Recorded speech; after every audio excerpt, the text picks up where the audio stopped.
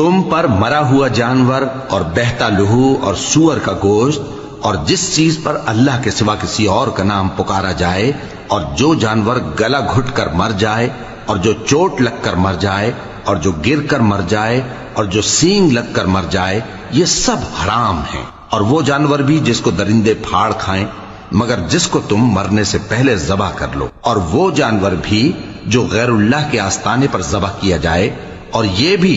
کہ پاسوں سے قسمت معلوم کرو، یہ سب گناہ کے کام ہیں۔ آج کافر تمہارے دین سے نا امید ہو گئے ہیں تو ان سے مت ڈرو اور مجھی سے ڈرتے رہو۔ آج میں نے تمہارے لیے تمہارا دین کامل کر دیا ہے اور اپنی نعمتیں تم پر پوری کر دی اور تمہارے لیے اسلام کو بطور دین پسند کر لیا۔ ہاں، جو شخص بھوک میں ناچار ہو جائے